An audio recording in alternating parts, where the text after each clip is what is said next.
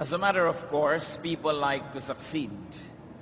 Nobody would like to be a failure. And people celebrate success. Hangad ng bawat tao ay maging matagumpay. Ano ang matututunan natin sa Biblia tungkol sa paksang ito ng pagtatagumpay? Paano ba maging successful? Ama namin, salamat sapagkat kayo aming Diyos, aming magulang, tagapagligtas, kayong tagapagtanggol, tagapagbigay na aming mga kailangan. Humihingi kami ngayon ng karunungan na maunawa namin ang mensahe nyo, hindi lang madagdagan ang impormasyon na laman na aming isip, kundi lumalim ang buhay naming nakaugat sa iyong salita. Enable us, O Father, to plumb the depths of your word so that we may take root in your spirit. Nawa kayo maging tagapagsalita. Pawiin niyo po ang aming mga alalahanin, mga nararamdaman sa katawan, mga iniisip, maging ang aming mga kabigatan. Ang lahat ng ito ay sinusuko namin sa ito. Humihingi kami ng pagpapala. Nawa, Panginoon, baunin namin, hindi lang sa pag-uwi ngayon, kundi sa buong buhay, ang pagpapalang ngayon ibibigay mo sa amin. Hinihiling namin, Ama, kayo pong maging tunay na tagapagsalita at tagapangaral. Pagpalain niyo po kaming lahat, gamitin niyo pong kasangkapan ng inyong lingkod. Ang pangalan niyo maitaas namin at ang buhay namin magtamasa ng tagumpay. Tagumpay na sa iyo nagmumula at tagumpay na hinahangad mo para sa amin. May you silence us before you, O God. We ask that you bless us, protect us from lies, from falsehood, from all work of evil men and evil spirits. Protect us from our own weaknesses. Enable us to be blessed by you. We lift our hearts to you, asking you, Lord, fill us up with your power, with your wisdom. In the name of Jesus, our teacher, we pray. Amen. Paano ba maging successful? Una po, ipag-usap-usapan natin ang mga sangkap ng tagumpay. What are the building blocks of so-called success? Pwede nating magrupo sa tatlong mga sangkap ito. Yung isa, pwede nating tawaging mga sangkap na nasa sayo yan. It's all up to you. It depends on you. It's really you who matter. At kung nasa sayo yan, ang unang sangkap ng tagumpay ay paghahangad. Paghahangad ng tagumpay. Dapat may desire. Sa Genesis 24:12, sabi ni Eliezer, siya'y nanalangin ng ganito, Yahweh, maging matagumpay nawa ang aking lakad. Hindi lang siya lalakad, nananalangin siya at ginugusto niya na magkaroon ng tagumpay. Dapat may pagnanasa sa tagumpay. Negatively, this is the effect of desire. Santiago 1:14-15, natutukso ang tao kapag siya'y naaakit at nagpapatangay sa kanyang sariling nasa. Kapag ang nasa ay tumubo at nag-ugat sa kanyang puso, magbubunga ito ng pagkakasala. Kapag ang kasalanan ay lumala, ito'y hahantong sa kamatayan. So nakikita niyo po na yung negative desire leads to negative fruits. Dahil may pagnanasa, kaya lang mali ang pagnanasa, may bunga. So baligtarin mo yun. Yung pagnanasa na positive, magkakaroon din yun ng positive na bunga. Therefore, positive desire leads to positive fruits. But you have to begin with desire. We must not demonize desire itself, but we only demonize negative, evil desires, but not good desires. But still, as we can see, desire procures. Dapat may paghahangad. Unang Korinto 12:31, kaya't buong sikap ninyong hangarin ang mga kaloob na mas dakila. So even spiritual gifts have to be desired. Kailangan maggustuhan mo talaga yon at ipagkakaloob sa iyo. At kung ano yung pinagkaloob sa iyo, ay gustuhin mo. Pero dapat tama ang paghahanap. It is not enough that we desire, we must employ the correct and godly measures and godly methods in the pursuit of our desires. Awit 37:4, kay Yahweh mo hanapin ang kaligayahan at ang pangarap mo'y iyong makakamtan. So ano man ang hinahagad ng tao, dapat ay sa paraan ni Yahweh, sa pamamagitan ni Yahweh, at sa kaluwalhatian ni Yahweh ang kanyang paghahanap. Hindi lang dapat merong pagnanasa, dapat din may plano. Dapat may balak. Parang isang lalaking nanliligaw sa babae, o sige, sabi ng babae, mahal na mahal mo ako, gustong gusto ko mo ako, anong plano mo sa akin? Dapat may plano. Hindi lang sapat na mahal kita. Kaya yung mga nagbo-boyfriend, girlfriend, wala namang balak maging mag-asawa, anong gusto nyo? Mahal nyo lang ang isa't isa, pero wala naman talaga kayong plano So saan pupunta yan? Dapat may plano. Kung walang plano, huwag kayo magrelasyon. Anong ginagawa niyo sa relasyon niyo? Laro. Para ka lang may kasama habang naglalakad sa mall. Kailangan may plano.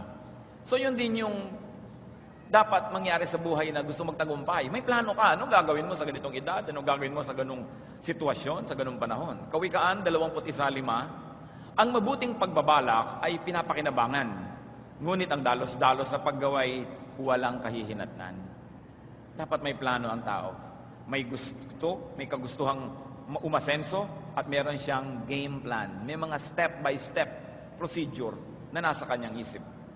Dapat din, hindi lang nagpaplano ang tao at hindi lang may pagnanasa, may abilidad.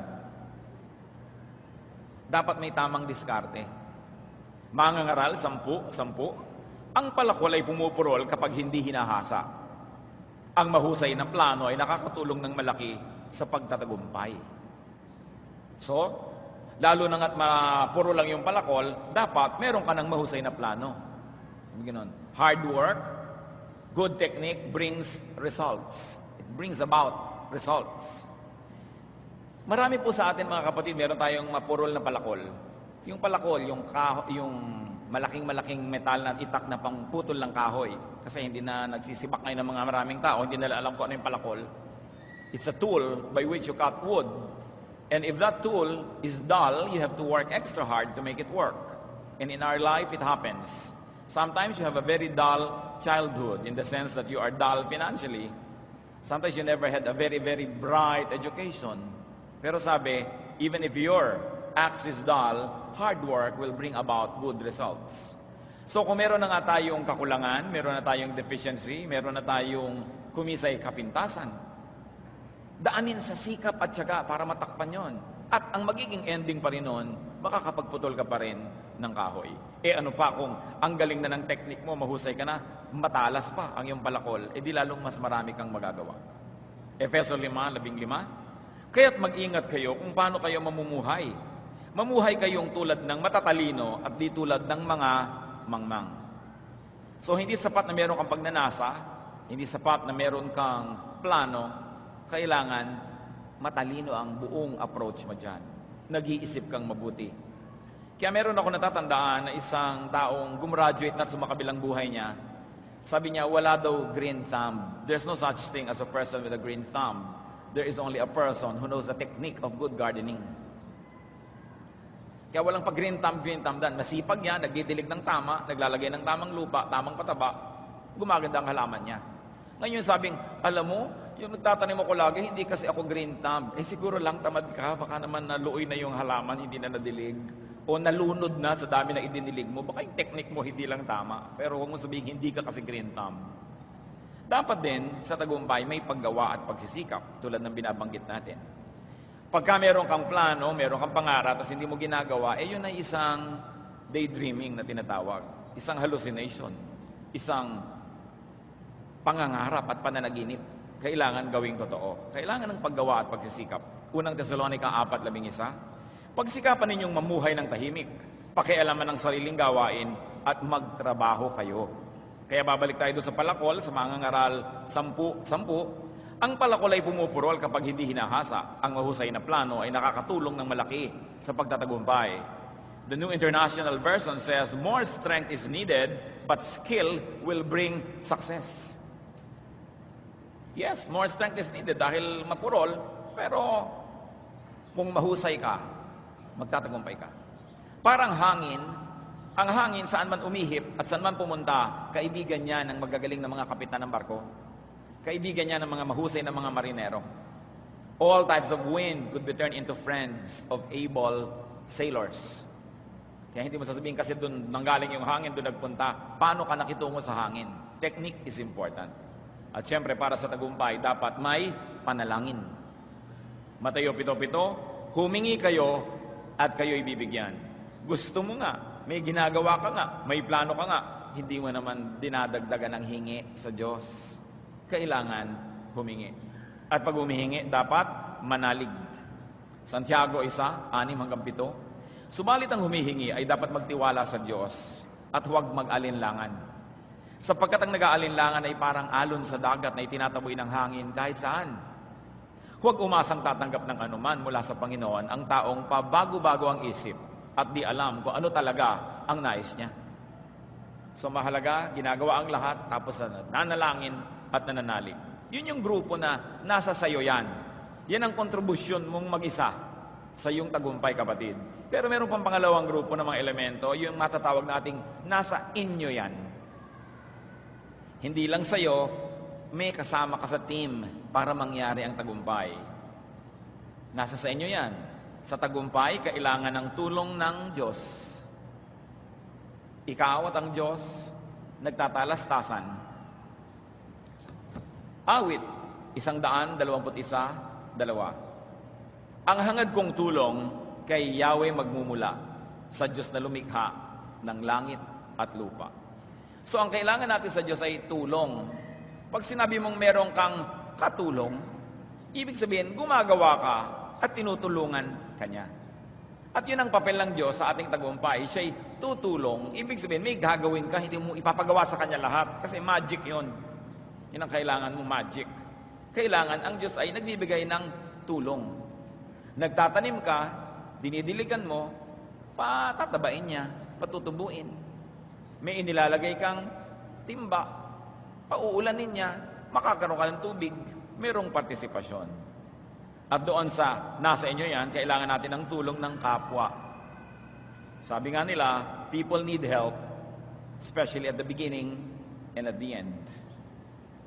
Wala pang taong nagtagumpay na solo, laging may tumulong. Kaya kailangan ng tulong ng kapwa. Mangangaral 4, 9 hanggang 10. Ang dalawa ay mabuti kaysa isa. Mas marami ang bunga ng anumang gagawin nila. Kapag nabuwal ang isa, maitatayo siya ng kanyang kasama. Kawawa ang nag-iisa sapagkat walang tutulong sa kanya kapag siya ay nabuwal. At kung kailangan natin ang tulong ng Diyos sa ating tagumpay, dapat magandang relasyon natin sa Diyos. At kung kailangan natin ang tulong ng kapwa para sa tagumpay, it follows that our relationship with our fellow men must be very good. Kailangan marunong tayo makipagkapwa-tao, makipagkaibigan, makipagmabutihan, lalo sa kapitbahay.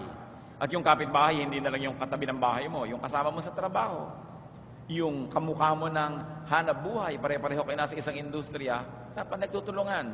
Kawikaan, 27, 10. Huwag mong pababayaan ang iyong kaibigan, ni ang kaibigan ng iyong magulang. Kung ikaw ay nagigipit, huwag sa kapatid lalapit. Higit na mabuti ang kapitbahay na malapit kaysa isang malayong kapatid. So, maganda kasi ang pakikisama ng tao sa kapatid niya. Pero sabi, pakisamahan ka rin ang kapitbahay mo. Kasi may kapatid ka nga, malayo naman, sinong tutulong sa emergency? Di ba yung malapit?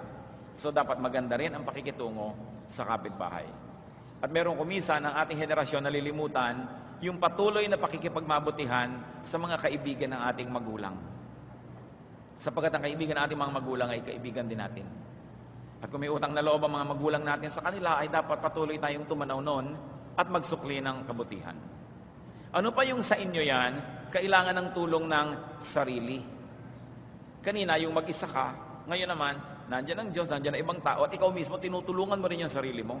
Kawikaan, 6, 9 hanggang 11. Hanggang kailan, taong tamad, mananatili sa higaan? Kailan ka babalikwas sa iyong pagkakahimlay? Kaunting tulog, bahagyang idlip, sandaling pahinga at paghalukip-kip, samantalang namamahinga ka at ang kahirap ay darating na parang armadong magnanakaw upang kunin ang lahat ng iyong kailangan. Sabi, a little rest, a little folding of the hands, and poverty will come to you to ruin your life. Kaya kailangan daw tulungan ang sarili, huwag tatamad-tamad, huwag puro pahinga, huwag puro bakasyon, huwag puro gastos and consumption, but be productive. Matayon, 9, 6 hanggang 7, yung lumpo na humihingi ng pagpapagaling, sabi ni Jesus sa kanya, tumayo ka, buhatin mo ang iyong higaan at umuwi ka.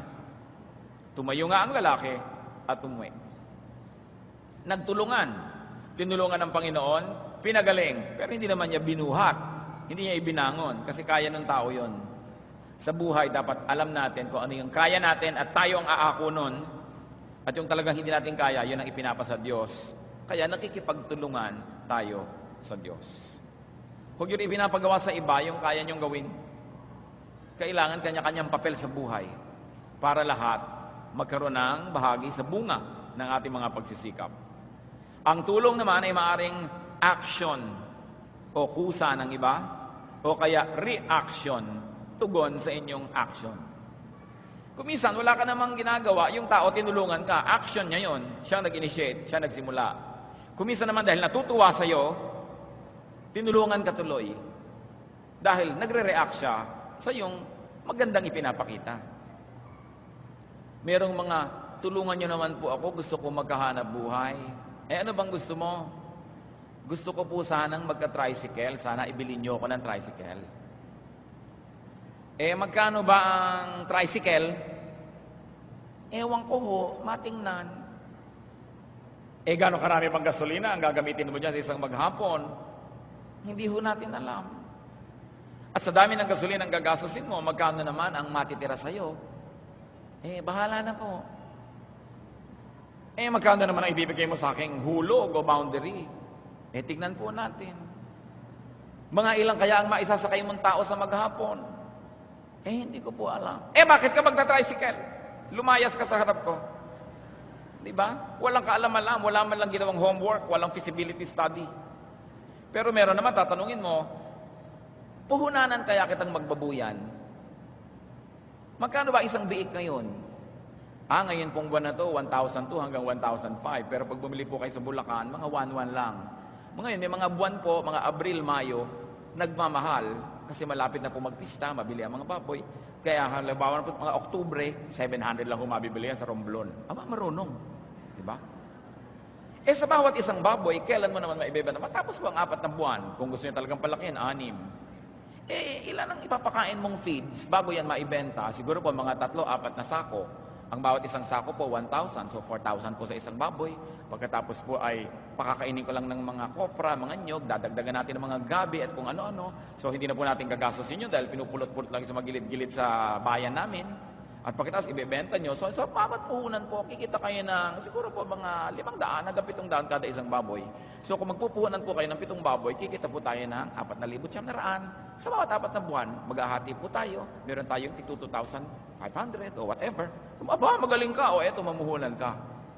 Ang point mga kapatid, bago kayo maghangad, alamin nyo muna kung ano hinahangad nyo. Dapat alam mo. At kung gusto mong magnegosyo, gusto mong kumita, kung saan ka merong asset, kung ano yung malakas ka, ano yung magaling ka. Katulad dun, ang dami yung nakatiwangwang na lupa sa probinsya, tapos nandito ka, nagtsatsaga ka sa minimum wage. Samantalang pwede ka sigurong mag-start ng babuyan. Kung may magtitiwala sa'yo, katiwa-tiwala ka, baka kapuhunanan, mas kikita ka. Anong meron ka? Mahalaga yon. So may tumutulong sa atin dahil reaction. Nakakatuwa itong taong to, tulungan ko nga. Meron naman, tinutulungan ka na binawi pa dahil reaction, dahil saksakan ka ng tamad at gastador, walang mangyayari sa buhay mo. Ano pa po yung pinag-uusapan natin, nasa inyo ang tagumpay? Isama natin yung statistics, yung batas ng kalikasan. Because we interact with statistics, we interact with the unwritten law of nature, which was authored by God Himself. Because creation is governed by statistical laws and trends. Creation is governed by statistical probabilities. Halimbawa, ang mga katotohanan tungkol sa mga bilang. Sa mga ngaral, 4, ang dalawa ay mabuti kaysa isa. Mas marami ang bunga ng anumang gagawin nila. Dapat pa bang i-memorize yan? Di ba napaka-obvious? Pero kita nyo, marami po sa ating mga kababayan, gusto natin lagi mag-isa. Magmamana ng bukid sa magulang ang 3 magkakapatid, nako, hahati-hatiin yun sa 3. Wala pa akong nakita ng mga pamilya, liban na yung kailalaking mga pamilya talaga at sanay na sige, minana natin sa ating magulang ang ating bukid, magtayo tayo ng family corporation, sosyo-sosyo tayo. Hindi. Hahati-hatiin. Of course, economics of scale. Pag kanya-kanya kayong kilos, anong mangyayari? Hindi kayo makakatipid. Kung marami yan, malakihan, nakakamura kayo ng supplies, nakakamura kayo ng binibili nyo dahil pakyaw. May mamanahing bahay, makikita mo, kwarto ko to, kwarto mo yan, sa iyo yung silong, sa akin yung gilid, kaya yung bahay putol-putol. Hindi tayo nag-incorporate. Ang laging gusto, maghati-hatian, magkani-kanya. Naghihingalo pa yung magulang, kanya-kanyang babana ng mga lumang piano, mga akala na hindi umaandar. Diyan tayo matuto yung mag-incorporate. Because we have to consolidate to be strong. It's important. You want to succeed, ang dalawa ay mabuti kaysa isa. Tamo churches, pag dumadami, o mag-i-split. Ang kumpanya, pag lumalaki, maghihiwalay yung dalawang incorporator. Hindi patuloy ang asenso. Mga ngaralapat, 12. Kung ang nag-iisa'y maaring magtagumpay laban sa isa, lalo na ang dalawa. Ang lubid na may 3 pilipit na hibla ay hindi agad malalagot. Nakikita niyo yung mga statistical probabilities na naka-enshrine mismo sa Biblia. Mateo 24:12. Ang kasama ay lalaganap, kaya't manlalamig ang pag-ibig ng marami. Another statistical probability. That when evil thrives, many people's love for God will grow cold. Sabi, yan ang probability, mangyayari yan. So dapat, kung magtatagumpay ka sa buhay, kapatid, alam mo ang yung statistics. Alam mo ang yung probabilities. Alam mo ang yung genetics. Alam mo ang yung education. Alam mo ang yung skills. At mahahanap mo kung saan ka bagay. Juan 6:70, sumagot si Jesus, matapos yung pagalingan ng 10 may ketong, sumagot si Jesus sa 12 pala, hindi ba't ako ang humirang sa inyong 12? Sabi niya, kayong 12 apostles, sa kabila nito'y diablo ang isa sa inyo. Statistics kaya yon, out of 12, merong isang Judas, ewan natin, pero yun ang nangyari sa kanila. No? Sa Lucas 17 hanggang 18, yung binabanggit kong mga may ketongin, pinagaling ni Jesus yung 10, isa lang bumalik para magpasalamat. Hindi ba't 10 ang aking pinagaling at nilinis? Tanong ni Jesus, nasaan ang 9? Wala bang nagbalik upang magpuri sa Diyos, kundi ang dayuhang ito? So siguro, kung tutulong ka, may 10 kang tinulungan, ihanda mo ng loob mo, baka isa lang yung magpasalamat. Statistical probabilities, para hindi ka laging bigo. Mateo 7:14, ngunit makipot ang pintuan at makitid ang daan patungo sa buhay, at kakaunti ang nagdarandon. So dahil mahirap maging makadiyos, kukunti lang yung gustong maging makadiyos. Nakabase dapat sa ganitong mga katotohanan ang gagawin mong pagpapasya at i-apply mo ito sa iyong buhay, sa iyong progress. At mga kapatid, ang dami nang nakasulat ng mga statistical probabilities. Nandyan na yung Einstein's law, nandyan na yung mga kung ano-ano mga laws na nadiskubre ng mga scientist. Yung laging constant ang speed ng light. So ngayon, gagawa ka ng invention, sundin mo lang yon. Sundin mo lang yung law of gravity, sundin mo yung mga velocity, mga laws of physics. Physics is the most developed science, no? So ang dami mong magagawa dahil nakabase dun sa mga nadiskubre na nila na katotohanan. Hindi nila nilikha ang katotohanan na yon, Diyos ang lumikha nun, nakita lang nila kung paano umaandar. At sasakay ka dun. Natatandaan ko na merong isang pelikula noong unang panahon, Papillon, tungkol sa paru-paro yun in French, na isa siyang nakakulong sa isang pulo at gusto niyang tumakas. So ang ginawa niya, tinoobserbahan niya yung dating ng alon doon at paghampas doon sa dalampasigan kasi hindi naman sila nakakulong sa building, pero yung island mismo, buong island kulungan. Inobserbahan niya at naobserbahan niya sa tuwing ika-4 ba o ika-5 hampas ng alon, lumalabas patungo doon sa malayo yung balik ng alon. Naghulog siya ng kung ano, inobserbahan niya, tama, ika-4 na alon, dadalhin sa labas yung lahat ng laman nung pinakalawa na yon. So ang ginawa niya, 1, 2, 3, no, ika-4 na, saka siya tumalon, paglabas ng alon, nadala siya. Hindi niya inimbento yung law na yun, nandun na eh. So ang mahalaga, inoobserbahan mo yan. Kaya ang mga magsasaka, nagtatanim sa panahon, kasi maiiwan sila ng ulan, maiiwan sila ng araw. So dapat alam mo. At pag alam natin yan, you increase your potential to succeed many times over when you respect the laws that God Himself made. Ngayon, yung pangatlong grupo ng tagumpay, mga kapatid, yung matatawag nating nasa iba yan. Merong nasa inyo yan, merong nasa iyo yan, at meron namang nasa iba. Talagang wala sa kamay mo to, nasa iba. Labas ito sa iyo at wala ka magagawa, kapatid. Tulad ng pagpapala ng Diyos. Exodo 33:11, sabi ni Yahweh, mahahabag ako sa nais kong kahabagan at maaawa ako sa nais kong kaawaan. So ibig sabihin, nasa Kanya yun, hindi mo siya mapipilit. Kung gusto ka pagpalain ng Diyos, walang makakapigil. Kung ayaw, walang makakapilit. So merong factor na wala sa kamay mo. At yung factor, mga kapatid, na pagkakataon. Yung tinatawag ng ibang, ay swerte. Mangangaral, Siyam 11. Ito pa ang isang bagay na napansin ko sa mundong ito. Ang mabilis ay di siyang laging nananalo sa takbuhan. Ni ang malakas ay laging nagwawagi sa digmaan. Ang matatalino ay di laging nakakasumpong ng mga kailangan. At di lahat ng marunong ay yumayaman. Napapansin ko rin na di lahat ng may kakayahan ay nagtatagumpay. Lahat ay dinarat na ng malas. So may ganun palang factor. Allergic na naman na maraming Christian dyan. Ayan, nasa Biblia na. Awayin nyo yung Biblia. Diba? Talagang may minamalas. Ba't natin pinag-aaralan lahat ng ito? Para kung hindi kayo nagtatagumpay, mahalaman niyo kung anong dahilan. Wala ba akong teknik? Hindi ba ako marunong? Hindi ba ako marunong makisama sa mga tao? O ginawa ko na lahat? Sinumpa kaya ako ng Diyos? Hindi naman. Minalas ka lang. So ulitin mo. Baka maiba ang takbo ng buhay mo. Dahil iba na ang panahon, iba naman ang mangyayari. Para alam natin kung saan natin dadalhin yung ating paninisi. Para alam din natin kung saan tayo pwedeng gumawa ng correction o pagtutuwid. Dapat pag-aralan, saan ang gagaling ang tagumpay, saan ang gagaling ang kabiguan. Halimbawa, ang sipag nyo. Ang sipag-sipag nyo talaga. Umaga pa lang, alas 3 ng umaga, gising na kayo. Alas 11 pa ng gabi, gising pa rin kayo. Nagtitinda kayo ng isang garapong palamig. Sa palagay nyo, aasenso kayo? Kahit pa kayo mabuhay na 1,000 taon, 5 na lang padamihin nyo yon, maging palamig queen kayo, marami na kayong mga palamigan. Pero kung yun lang ang gagawin nyo, meron kayong pagsisikap, meron kayong trabaho, pero wala kayong teknik. Wala. Kaya maraming tao, at hanga ako sa marami nating kababayan, ang sisipag, pero walang plano, walang teknik. Inihahampas ang katawan sa trabaho, pero walang plano. Pagka tayo po ay masipag at tayo ay karapat-dapat, hindi nyo po problemahin. Matutumbok kayo at matutuntun kayo ng tutulong sa inyo. Sapagkat napakarami rin tao gustong tumulong wala lang matulungan dahil walang deserving na makita. Pero kailangan may teknik.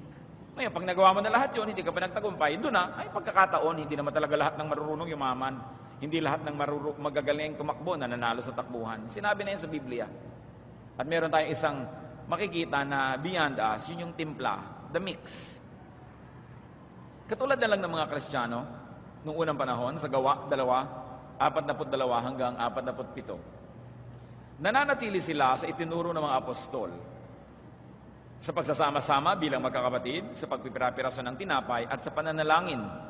Dahil sa maraming himala at kababalaghang nagagawa sa pamamagitan ng mga apostol, naghari sa lahat ang takot. Nagsama-sama ang lahat ng sumasampalataya at ang kanilang mga ari-arian ay parang sa kanilang lahat. Ipinagbibili nila ang kanilang mga ari-arian at ang pagbilhan ay ipinamamahagi sa bawat isa ayon sa kanyang pangangailangan. Araw-araw, sila'y nagkakatipon sa templo, masayang nagpipira-piraso ng tinapay sa kanilang mga tahanan at may malinis na mga kalooban. Nagpupuri sila sa Diyos at kinalulugdan rin sila ng lahat ng tao. At bawat araw, idinadagdag sa kanila ng Panginoon ang mga naililigtas. Nakita niyo yung mix. Ang ganda ng chemistry nitong mga Kristiyanong pinag-usapan. Pero kung minsan kahit gaano kaganda ang layunin mo, nalagay ka sa isang grupong napakasagwa ng chemistry, mahirap magtagumpay. Kaya pinipili mo, ano bang grupo, ano ba, pag nakakita ka ng magandang chemistry, mahalin mo yon and make sure that you are a good ingredient of that chemistry. Nagbibigay din sa atin ng tagumpay yon, yung chemistry na yon. Sinong mga kasama mo, sinong mga pinakisamahan mo, ang lahat ng yan. At meron pang isa, huli, pero hindi itong kahuli-hulihan sa lahat. Sa pag-uusap lang natin ngayon, sangkap ng tagumpay, tadhana. Tinatawag nilang palad, kapalaran. No? Si Ananias, inutusan ng Diyos na basbasan si Paul. Ayaw ni Ananias dahil alam niya, naging mahigpit sa kanila si Paul nung ito'y hindi pa mananampalataya. Gawa 15 hanggang 16. Ngunit sinabi sa kanya ng Panginoon, pumunta ka roon sapagkat pinili ko siya upang ipangaral ang aking pangalan sa mga hentil, sa mga hari, at sa mga anak ng Israel. Ipauunawa ko sa kanya ang lahat ng dapat niyang tiisin, alang-alang sa akin. O di tadhana ni Paul, dahil sabi ng Diyos, pinili ko siya. Wala siyang kinalaman doon, pinili siya. So may mga taong pinili ka kasi na ito ang papel mo sa buhay, yun ang wala ka magagawa doon. Sa factor na yon, at doon lang naman, may ibang mga bahagi doon, may magagawa ka pa rin. Dahil remember, merong nasa sayo yan, nasa sa inyo yan, at nasa kanila yan. Lahat yan naghahalo-halo para gumawa ng isang buhay. So many factors are involved. Mangangaral 7, 13 hanggang 14. Pag-isipan mong mabuti ang ginawa ng Diyos. Sino ang makatutuwid sa binaluktot niya? Magala ka kung mainam ang takbo ng lahat ng bagay. Sa panahon ng kahirapan, ay isipin mong parehong ipinadadala ng Diyos ang kaligayahan at kahirapan. Sino ang nakakaalam kung ano ang lang yung wala ako magagawa? Gawin mo lahat ang magagawa mo, konti lang yung mga bagay na wala ka talaga magagawa. Laging may nagagawa ang tao, pero hindi sa lahat ng panahon at hindi sa lahat ng bagay. Ngayong hindi mo kaya talagang palitan, hindi mo mababago, tanggapin. Walang kahulugan na labanan yung hindi mo kayang palitan. Isaiah 45:9. Ang palayok ba ay makakatutol sa gumawa sa kanya? Maitatanong ba ng putik sa magpapalayok kung anong ginagawa nito? Masasabi ba ng palayok na hindi sanay ang gumagawa sa kanya? So how can the clay contend with the potter? So may mga tinatanggap. Pero mga kapatid, konti at bihira lang ito. Huwag ito ang gagawin nating excuse. Pag wala nangyayari sa buhay natin, wala ako magagawa. Huling choice yan para isipin. Dahil higit na lalong madalas, may nagagawa ang tao. Maraming sangkap ang tagumpay. So anong dapat natin gawin mga kapatid? Ano man ang tagumpay na iniisip nyo? Tagumpay sa karir, tagumpay sa pamilya, tagumpay sa buhay espiritual, tagumpay sa kung ano man. Pare-pareho yan, tagumpay pa rin. Gawin ang abot ng kaya. Work within your capacity. Work according to your giftedness. Mangangaral 10. Ano man ang ginagawa mo, ipagbuhusan mo ng iyong buong makakaya. Ang lahat ng taong nagkaroon ng malaking tagumpay, pansinin ninyo, pinagbuhusan ng buong makakaya ang ginawa nila. Kaya naging malaki ang tagumpay. Hindi pwedeng medya-medya, konti-konti. Hanggat maaari, kumilos ayon sa iyong katangian. Unang Korinto 12:11. Ngunit isang espiritu lamang ang gumagawa ng lahat ng ito at namamahagi ng iba't ibang kaloob sa bawat isa ayon sa kanyang ipinasya. So kung anong talento natin, anong galing natin, ang espiritu ng Diyos ang nagpasya nun. Binigyan ng bawat isa para walang lugi. Lahat meron. At iba-iba ang ibinigay para hindi siksikan sa iisang trabaho, sa iisang negosyo, sa iisang gawain. So ang hahanapin mo, ano ang ibinigay sa'yo, saan ka magaling, saan ka mahusay, at doon ka mag-focus. Hindi yung, huy, mabili pa lang ngayon ng water station, magtayo din tayo. So ngayon, magkakapit bahay lahat may water station. Lugi. Mabili pala ang hot pandesal, so lahat ngayon may hot pandesal. Mabili pala ang lechon manok, lahat ngayon may lechon manok. Ang ending, nagsasara lahat dahil wala nang bibili. No? Ngayon, mabili ba ang spa? Lahat may spa. Kahit mga kutsero, nagpapa-food spa na. Sa bagay, hindi naman masama yun. Kung nakakabuti ba sa kanila. Mamaya, yung kabayo, fino-food spa na rin yan. Sa dami ng food spa. Ngayon, ang point, hindi mo itinatanong kapatid, ano bang negosyo ang malakas? Hindi yon. Hindi mo sabihin, uy, kumikita ang kapitbahay natin, may buko pie. So lahat ng bahay ngayon sa Los Baños, sa hanggang Kalamba, may buko pie. Ang itatanong mo, ano ba ang gift sa akin ng Diyos? Saan ba ako magaling? Saan ako mahusay? Anong hilig ko? Ano ang ginagawa ko na mabilis magtagumpay? Yun ang gagawin kong project. So hindi ngayon magkakaroon ng needless competition because everybody is gifted and we are supposed to complement each other, not to compete with each other. Business dies of competition because people do not have a varied type of business. Hindi magkakaiba. Tuloy, nagkakalaban-laban. So, maraming sangkapang tagumpay ang kailangan makipagtulungan, makipagmabutihan sa Diyos at sa tao. Tingnan niyo ang pakikipagmabutihan ng Diyos sa tao, Lucas 6:38. Magbigay kayo at kayo ibibigyan ng Diyos. So sino nauna? Yung tao. Magbigay kayo at kayo ibibigyan ng Diyos. Hustong takal, siksik, liglig, at umaapaw pa ang ibibigay sa inyo. Sapagkat ang panukat na ginagamit ninyo sa iba, ay siya rin gagamiting panukat sa inyo. Kuripot ka sa Diyos, di kuripot siya sa iyo. Mapagbigay ka sa Diyos, mapagbigay siya sa iyo. So nasa sa iyo yan. Yun ang sinasabi natin. No? At pag ginawa mo na, you did the action, God will give the reaction, He will bless you. Yung iba, hindi na-bless kasi ang kunat, ayaw magbigay. Talagang pagkakuripot, nalinaw-linaw na dito, kuripot ka sa Diyos, di kuripot siya sa iyo. Mahirap bang intindihin? At dahil maraming sangkapang tagumpay, dapat tanggapin ang di kayang kontrolin.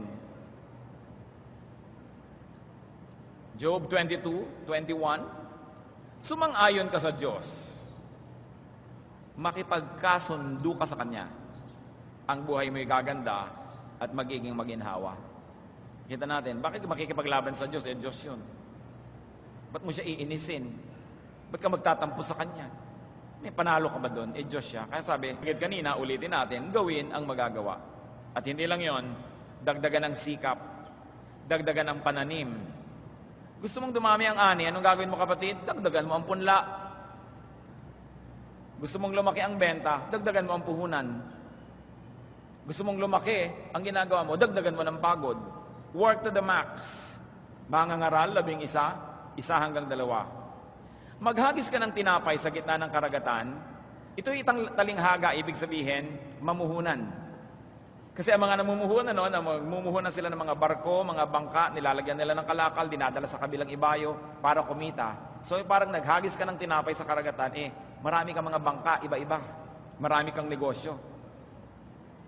Maghagis ka ng tinapay sa gitna ng karagatan at may mapapakinabang ka sa pagdating ng araw. Sabihin yung cast your bread upon the waters. Akala nung iba, magpakain ka ng mga isda. Dahil di ba, naghagis ka ng tinapay sa fish pond. Hindi yun. No? Talinghaga. At sabi pa, hatiin sa 7, sa 8 ang kalakal mo, pagkat di mo masisiguro kung ano ang kasama.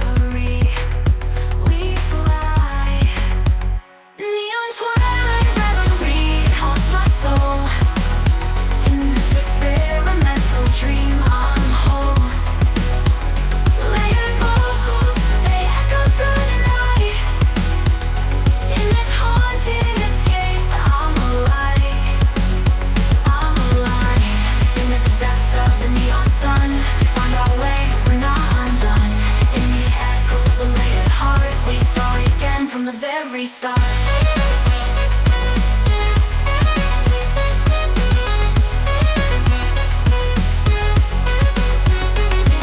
Twilight reverie, it haunts my soul. In this experimental dream, I'm whole. Layered voice